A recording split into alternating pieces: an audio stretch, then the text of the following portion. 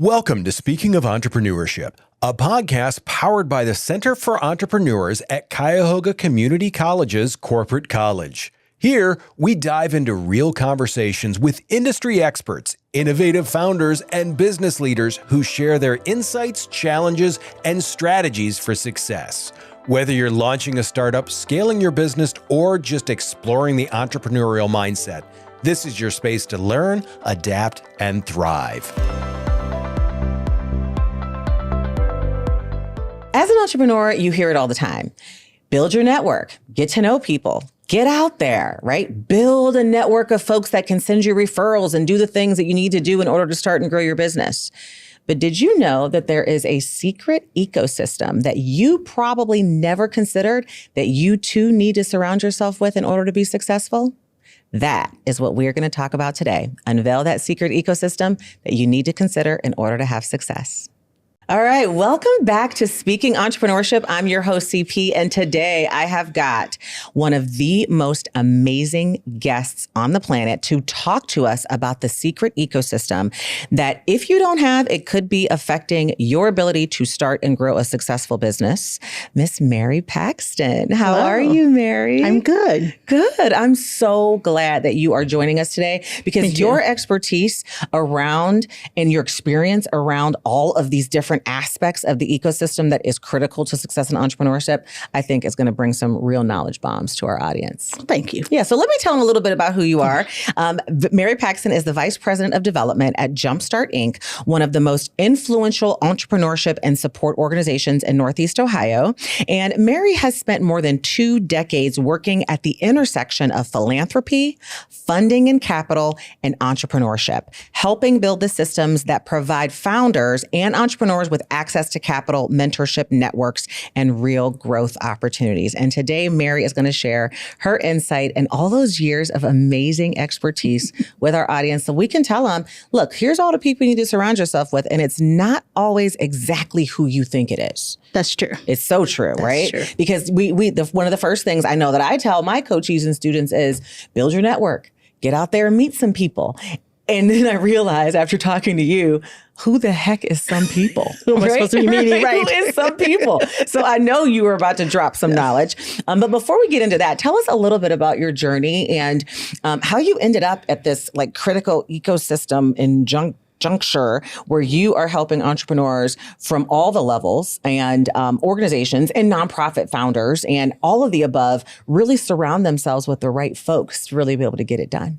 It was a really interesting journey because I was actually an econ major in undergrad. Okay. So I am of that generation that fell into nonprofit philanthropy totally by accident. I had a mentor who introduced me first to Luther Metropolitan Ministry. Oh, wow. And when I dove into LMM and I started working around grants, started meeting donors, program management, that just kind of started my journey on the nonprofit sector. Did you fall in love with it? I did. You did. I really, really did. That whole mission base. And, and that for me at that time was really about how do you help organizations actually develop the way they need to develop and how do they focus on their mission. And then from there, it's like, then how do you get people interested in those missions? And so that really kind of was my trek and journey into the philanthropy side of the house. And so I have worked for a variety of organizations, from your health and human services, from your educational, workforce development. And then when I had the opportunity to come to JumpStart, from my economic development side for undergrad, I had never had that opportunity, so I was really interested in that part of it. And now as your side gig, you teach entrepreneurs and nonprofit founders how to have success in all the different aspects that really impacts their journeys and them being able to achieve their dreams. And you teach at Tri-C in the corporate college, but you also teach John Carroll and their nonprofit program, their master's program. So now you're like spitting that knowledge onto folks. I appreciate that. So when you think about entrepreneurs and nonprofit founders and this ecosystem, right? This secret ecosystem, this sauce that I've kind of been sprinkling on folks, what are the biggest gaps that you see between where folks start and what it actually takes to succeed? I think one of the biggest gaps of that is realizing you're not on this journey by yourself. and that you can't fully do this journey by yourself. Accepting that. Yes, exactly. Accepting that. I know what because you mean. a lot of times entrepreneurs really don't want that. They want the help to get started, but sometimes they're afraid to really say, how do I get the help? And they also don't know where to go to get the help at the same time. So I think that, and also looking at that, because when you're looking at your business, particularly a nonprofit business that you've started, you're looking at very aspects of it. So you're not only from that position of a founder entrepreneur starting your journey, but you're also looking like other entrepreneurs where I'm getting the money from. But also Northeast Ohio is a big ecosystem around philanthropy. And so it's not just the entrepreneurial ecosystem, but it's that nonprofit ecosystem too. And so you're trying to figure out how to bring both of those together. I think you said something that was so important in that as well, when you said that you are starting your nonprofit business. Yes. And that's a critical word. It is. Right? Because, It is. if people are like, oftentimes I work with a lot of startup entrepreneurs, and I can tell you probably 90% of them come to me and say, here's my idea. This is what I'm thinking. Should I start a nonprofit? Or should I start a for-profit? And I'm like, well, it Good depends question. on a number of different things, like what you're willing to do, Yes. what you want to do, how you want to make money, what do you want to make money.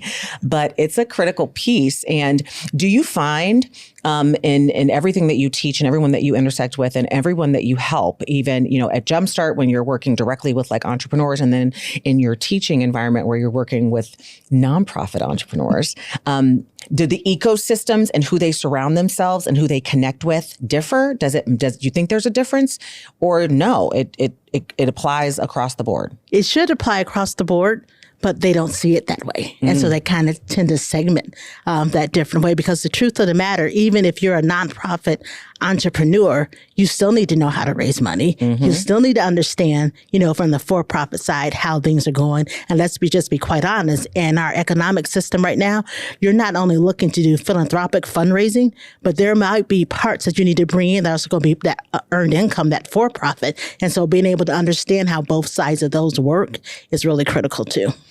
So in order to do that, who do you think, if you had to pick three, okay, no, I got to give you more than three, because I know it's going to be more than three, and I don't want to limit you there.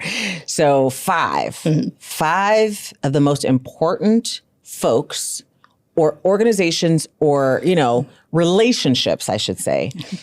5 of the most important relationships that you have to put in place and that you need to work towards. Yes. As you are going out here and being strategic and building that, what are the 5 relationships that you think everybody needs when they are embarking upon starting either their for-profit business or their not-for-profit business? Well, I think first of all, looking at other entrepreneurs who are on that journey, but looking at entrepreneurs who are also in that early stage where you are, but looking at entrepreneurs who are maybe in the industry that you are, whether for-profit or nonprofit, but who have made it a little bit further than you have. So looking at both like of those a peer. aspects. Yes. Gotta have a good peer. Yes, a good peer. Okay. For that. Also looking for just mentors who can advise you, for that. But also looking at who is in that funding space, be it capital. Are you looking for foundations? Are you looking for, so wherever you're looking for that capital, be it for-profit capital, investors, nonprofit investors, I think that's 4 right there. People who know the money. Yes. That's the best way to describe it. People who know the money for that. But also you need your own, almost like your own personal board too. So who is that is challenging you, who's pushing you, but also inspiring you? Oh, I love that last one. And I think that I don't remember how long into my entrepreneurial journey it was before I got my advisory board. Really? Even as a for-profit, and I've always done work with nonprofit boards, and, we know the importance. We're going to talk about that as well. But the for-profit advisory board changed the game for me. Okay. And I just surrounded myself with a handful of folks that I felt could offer expertise in areas that I felt weak. And I said, I got to bring in some folks who are going to, and I didn't even know what that was about. So I did some research. I'm like, how do you build a nonprofit board? An advisory board. Do you have to pay them? And then I found some folks that said, no, you can just take them to an expensive dinner when you have your meetings. And I'm like, gotcha, I can do that. And I did. I built it. And one of my advisors on my advisory board, and I still love these people to my core. Some of them, so I won't say their name. But he said to me one year, I was like looking at my financials, and he goes, I don't see, you do a lot of speaking engagements and trainings. He goes, where's that revenue in this report? And I was like, well, I mean, it's a marketing strategy. And it really just like, it creates my brand. And I go out there and I love talking to people. And he goes, okay, I know you love it. He goes, so do me a favor. After we're done, I want you to go back through your calendar and I want you to add up all the hours of public speaking that you've done over the last year. And I want you to do some research and find out what the average person with your level of experience would earn to do that public speaking. And I want you to email us with what that dollar amount is. How did that turn out? Girl. Yes. I was like, oh my God. I learned that I had pretty much given up over $100,000 in revenue in my business. If he had not pushed me, and he knew how to push me too, because he knew my personality. He's like, I'm just going to have her do the research and figure it out for herself. When I came back that following year, I have never since opened my mouth for free. There you go. Never so think again. about that. It became an entire service model. Yes. And that speaks to that group that you said. He opened up $100,000 plus worth of revenue into my business and changed the profitability landscape. And also gave me a way to make money doing something that I loved that I would have never had before. I love that 5 that you just provided. So let's go back to the money people. Okay. How do you think folks find those folks? So research, number one, but if you're getting your advisory board, if you're putting yourself in rooms, so number one is going to be research, but also you think about all the avenues you have between Eventbrite, meetups, looking at that. So you start kind of looking at, what are the things that are going on around the city that I can start to invite myself to, because you may not even through the research get that immediately. But if you start showing up at networking events and start talking to people, people will start to give you information. You're supposed to go and talk to people? Yes, you're supposed to go and talk to people. You're not just there to shake hands. Imagine that. Imagine. Yes. What? Yes. So do you recommend that people just go to as many as they can find? Or do you say, no, be more strategic around it? Or what are your thoughts? You need to be strategic. Don't just go, because number one, know your why. Why are you going to these rooms? Am I going to, because you could potentially look at who shows up and kind of figure out who's already in the room that you may want to get to know there. So you want to look at, why am I going? What is my goal in this? Am I looking just to connect with certain people? Am I looking to get some services out of this? Am I looking for people who are going to introduce me to someone else? Am I looking for maybe a potential advisor or mentee in there? But I think you definitely have to be strategic in that. But as you build that personal advisory board too, they're going to help you find those networkings, and they're also going to help you kind of decide, what am I going into this room for? I don't know what this is called, but my daughter's been doing it, and it's good. Yes. It's the fingertip applause. That I don't know what it means either, but I see it. I just, and I'm not sure if I'm doing it right, if I'm using the right fingers, because I got corrected the other day. But that is so true. I mean, I am a firm believer in strategic networking, because you don't even really have the time. And then the worst thing that happens is that you go someplace and you haven't been strategic, and you get there and you don't have success, and then you feel like you failed, and then you give yourself an excuse to stop going and to stop developing that ecosystem. And what I'm hearing you say, and these are golden, is that every entrepreneur, when they start out or when they want to scale and grow or throughout their entire journey, they have got to surround themselves with a bubble of folks that can really bring more into their lives, but also give them that space to be able to share. Because I heard you bring up the peer part. And I think that that's a secret ecosystem partner that most entrepreneurs don't think about. People don't say, I'm going to go find out somebody who's still trying to figure it out just like me. Exactly. What would you say to someone who's like, I don't want to talk to somebody who's where I am? Why is that not going to help them be successful? I mean, why should they find that peer that's at that same space and intersection that they are, right, in their journey? Well, number one, there's a comfort to that. To knowing that you're not the only one going through this. You're not the only one facing this challenge, because sometimes we can feel like, I'm the only one that's going through this. No one has ever faced this challenge that I'm facing right now. So it's good to hear from people who made it through, but it's something different when you can align yourself with someone who's going through what you're going through. Yes. And also you can brainstorm together. So I say you don't have to reinvent the wheel. So also too, it gives you a different perspective. So you are so into your work and making your business run that a lot of times you have blind spots. Oh, yes. And so a peer who is having similar challenges may see something that you're not seeing. So they can kind of open your perspective in that way too. Yes. I call them my business besties. And I've got business besties right now. And I found that the more close to who I am that I connect with, the better off I am. Yes. So I've got a couple of different business besties groups, and they're from, all over the country, and we just jump on Zooms. And, I have one group that is all moms. Moms in business. I like that. And when we have our conversations, we've all got wine. It's mandatory for our calls. We all get wine, and we share wine for the first 10 minutes. What are you drinking? Oh my God, I got to try that out. Yes. And then we're texting each other. We talk about supplements. We talk about menopause. There you go. And we talk about how it is crazy to have kids and be doing this entrepreneurial thing. And so I love that, that you coach people about that as well, finding that peer, because it is lonely. Yeah, it's so lonely. And I also like what you said too, because that's another point to bring up. Think about that. So you're talking about the business aspect of it, but in that lonely journey, self-care. So what are the things that you need to do? It's like maybe you're not productive with your time the way that you need to be, or maybe there's some things that you're not doing really to show up your authentic and your full self. So even having those peers, they can also help you in those areas too. Mm-hmm. Yeah. And the self-care piece is something that I learned late. I would definitely say late. I didn't even think that it was a thing. That it was so important to me being able to focus and make good decisions. And not be in a reactive state and be in a proactive state. And so I protect my self-care routine that I have every single day. That's good. Like it is gold in the safe, right? I feel like sometimes I'm like, it's blocked on my schedule. I don't even, and you have to train people to respect it. You do. So you have to respect it. Yes. Right? I mean, I have a whole ritual in the morning that is required for me, and it is a part of my self-care. I love that. And my business bestie calls are a part of my self-care too. See? Because I have a husband who, has been a part of it with me, but sometimes he's looking at me like that exactly thing that my dog does sometimes when I talk to you. If you have a dog and they tilt their head to the side. Yes. He's like, that sounds great, babe. But sometimes he's like, well, I don't think that's a thing. I'm like, of course you don't. Yes. Exactly. Absolutely.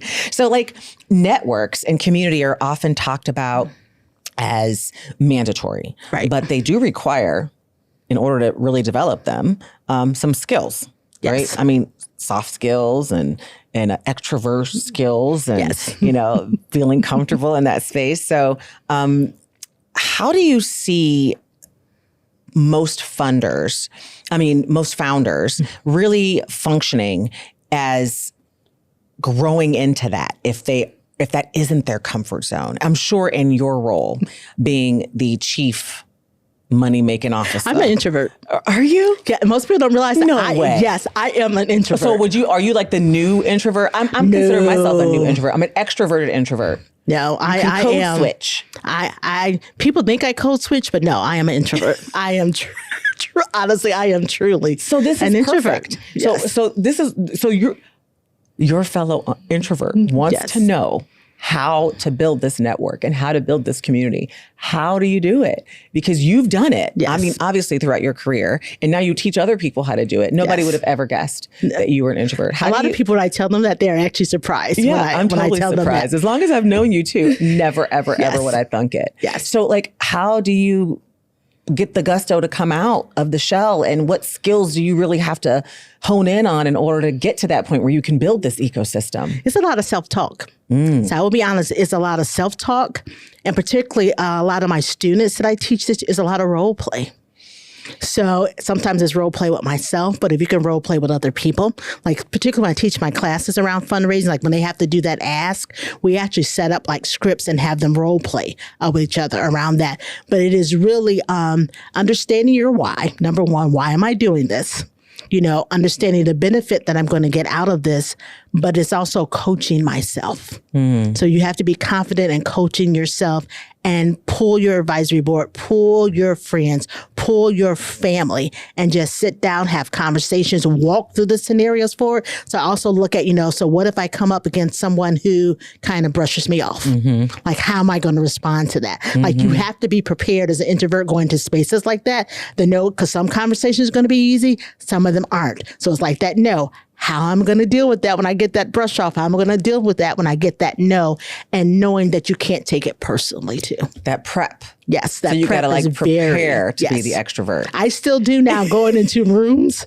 When I'm going to networking, funders, all of that, I still have prep time for myself. Do you have a special song that you put on in your car? I know for me, I have to, whenever I'm doing something that I know is going to make me do a lot of peopling, because sometimes I get over peopled. Yes. I have to on my way there, it's like I'm over Yes. peopled. Like over the holidays, my girlfriends were trying to get me to keep going to stuff. And I'm like, no. I'm going to sit this out. I'm over peopled. Yes. And I need to de-people. Yes. I need to de-people for a bit. Yes. And they're like, okay, girl, I hear you. Right. And when I'm on my way, I put on Beyonce Diva.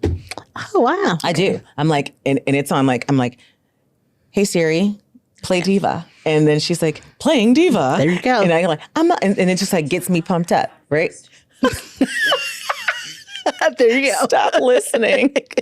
Yes. Right. So do you have for me, it's gospel, but it's gospel. upbeat gospel music. Yeah. For me, that is that thing is upbeat gospel. That's a part of your prep? Yes, that's a part of my prep. I love that. That's an amazing tip. Yes. You got to tell people to prep and get it. Yes. Okay. All right. So for founders who are watching this, what's the most important mindset shift that you want them to walk away with about how support systems and ecosystems and prioritizing that actually shapes their outcomes? I think first they have to look at it as a non-negotiable. Oh, that's a good one. Networking, number 2, they're non-negotiable and they have to be relational. Don't just show up for a transaction. Okay, I know that you could connect me with this company, this person, this funder. No, really look at it as going into building a relationship with a funder, with a peer, with an advisor. It has to be relational and not transactional. But those probably be my biggest 2 that I would say. But networking is a non-negotiable for you. It's not even an option. It's not an option. No. If you got to get it together. Yes. You got to prep, put on your Beyonce, your gospel, and just go. Yes. And build them before you need them. Oh, that's say that again. Build them before you need them. Build them before you need them. Yes. Because you can't find them or attract the right ones, align with the right ones if you're desperate, right? Exactly. You lose all Yes. ability to analyze, all ability to figure it out. Right. Oh, I love that. Build and them. you're so much authentic when you're just out there to build those relationships. So now you understand that you're looking for maybe a certain person, a certain type of organization, a certain industries you're looking for connections. So you're intentional in that way, but you're not initially building that relationship to get some transaction out of it. No, You're right. really looking to build that relationship to help you overall. Connection. Yes. Right? I mean, because nobody wants to just be, somebody who's working with you or in contact with you just to be someone that they want to get something Exactly. from. Nobody likes to feel that way. No. Yeah. No. What I'm envisioning and what you're saying is making a list.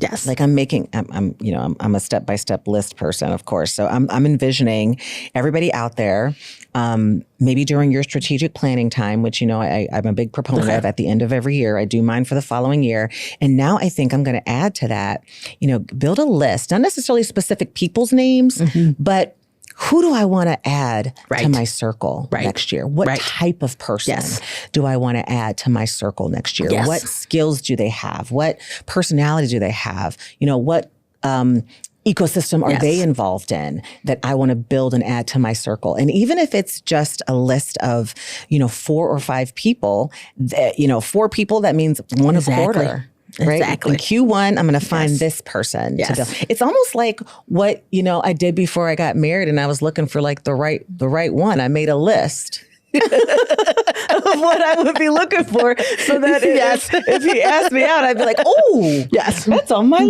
list. What are my negotiables? What are my non-negotiables on this list? Yes. Yeah, I think that's great for sure. Let's build this list Exactly. of what you want and what you don't want. Although sometimes it's probably easier to find out who you don't want, right? But I love that. Build a list and then set that goal and make it happen in order to be a non-negotiable. Yes. Another way to look at that too, along with that. So if you're not a list person, what a lot of people do with boards, particularly on the nonprofit side of it, is you have your board and you have like 4 circles. So they're looking at 4 ecosystems or 4 communities that they're a part of. So you draw these circles. If they intersect, you can kind of like a Venn diagram where they intersect. But within those circles also lists 2 or 3 people that you want to reach out to in that circle too. I love that real step by step that they can walk away with and grab the piece of paper and actually start to implement this, because I love it when these conversations aren't just like theory, but they're like, real some takeaways. Yeah. Like go get your piece of paper right now and map out your circles. Exactly. And build your list. Yes. And get it going, because those are some gems. Yes. That's my new way to apply. I like that.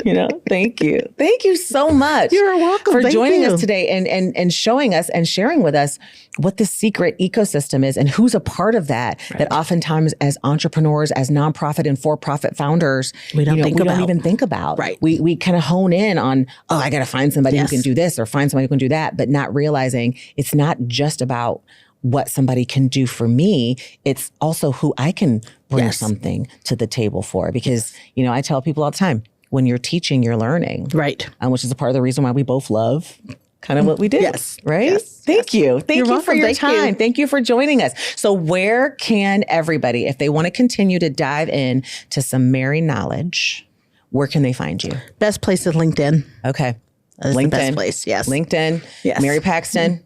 Yeah, Mary right? Paxton. Oh, Yes. Or come to some of your classes. Yes. I come to some classes. Come here, Tri-C. Right. John Carroll. John Carroll. Knock on the door at JumpStart. Poke their head in to your office. No, I'm sorry. Don't do that. Yeah, very too busy. And I'll give you another shameless plug on my side. The other thing is I am the president of the Association of Fundraising Professionals Greater Cleveland. We do events every Thursday in the month. And that is another place to find me, because I'm usually at those events as well. And then at that point, you're in the mode too. Yes. So you can become that circle. Yes. Oh, I love it. Yes. Thank you so much. You're welcome. Thank you. You guys heard it. You heard today. You walk away with exactly who needs to be on your list, how to make the list, and how to practice so that you can have success when you're building the list. We welcomed an amazing guest today, Mary. Thank you so much once again for joining us. Until next time, my loves, on Speaking Entrepreneurship, we will see you real soon. Bye-bye. Mwah!